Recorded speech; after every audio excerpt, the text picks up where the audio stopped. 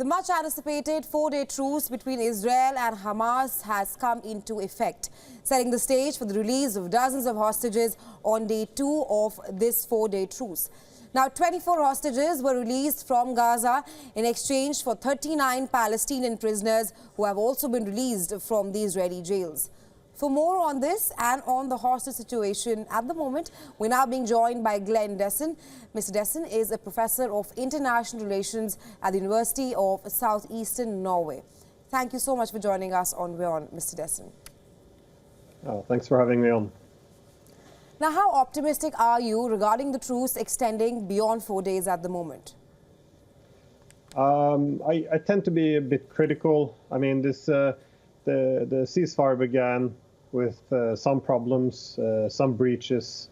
As we saw, the IDF, it opened fire on some civilians trying to get back to their homes.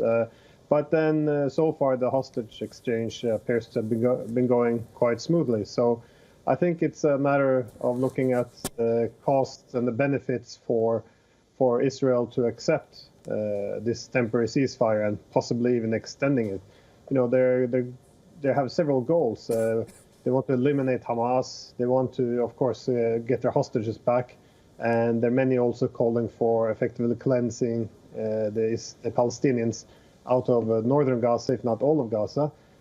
So my concern would be that once it's very difficult for the Israelis to say no to getting the hostages, which is obviously why they finally accepted to this temporary truce. But once they have the hostages, I assume that they would go back to the other objectives. So Mr. Dessen, according to you, you think that the truce will be breached by the IDF, by the Israeli side, and not Hamas? Is that what you're hinting at?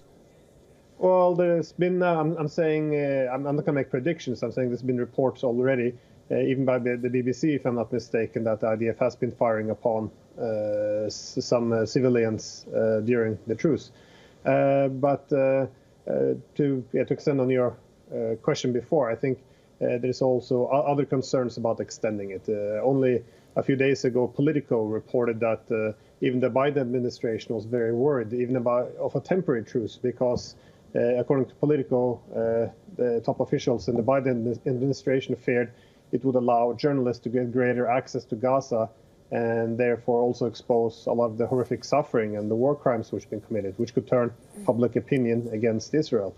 So there's been a lot of critical views towards this ceasefire. So I'm hopeful, but I'm very skeptical. So I doubt it will be extended, at least for a significant period of time. Right, Mr. Dessen, you speak of how it's the IDF which they have asked people in northern Gaza to move towards the southern side of Gaza, and they are also,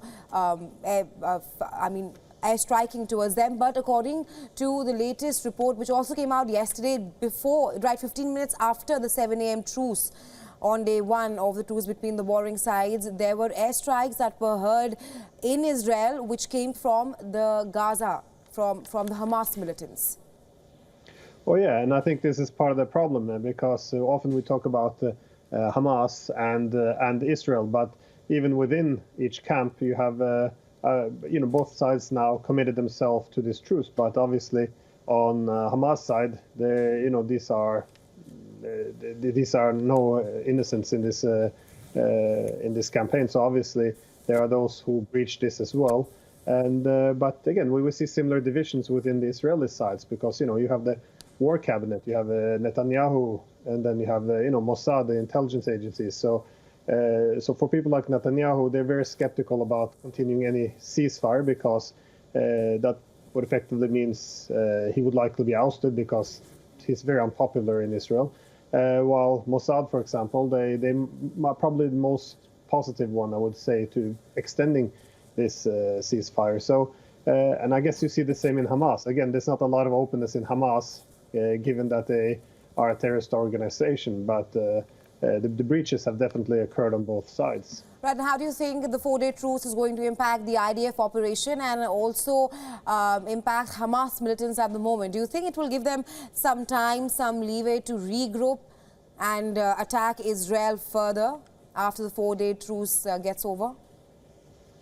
Well, definitely this is an advantage. The Israelis were making advances and encircling part of northern Gaza, cleansing out a lot of the population. So obviously this is one of the reasons why the Israelis were quite critical of this ceasefire, because it would a pause would effectively enable Hamas to reorganize and put them at a strengthened position.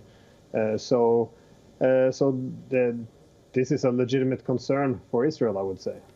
Right. And do you think that Israel will be able to strike a balance between releasing the hostages, which it says it is determined to do, and eliminating Hamas, which Netanyahu and its government says is its ultimate aim?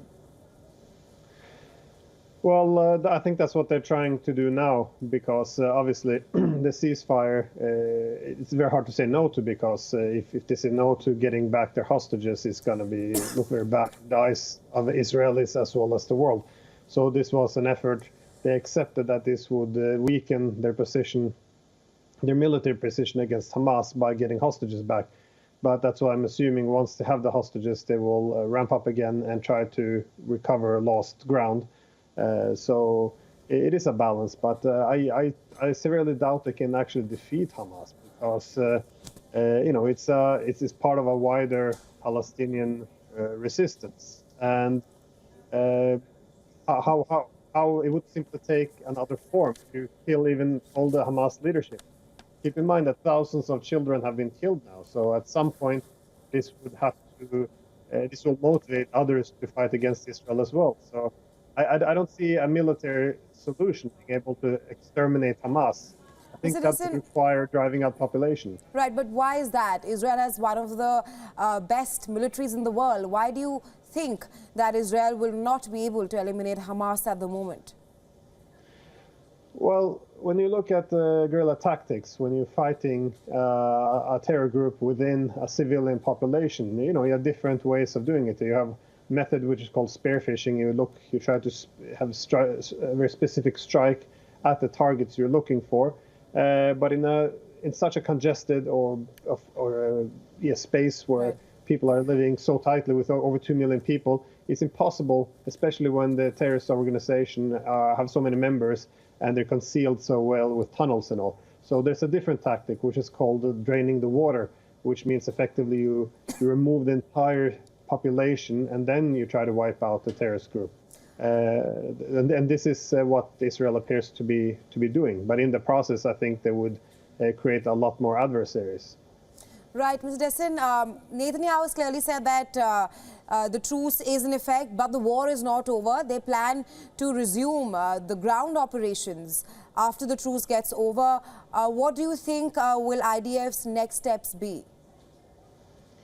Well, I assume they will work to get as many of the hostages back as they can. And at that point, I think they will say, well, the agreement, we followed it. The agreement is now over. We will continue our fight against Hamas.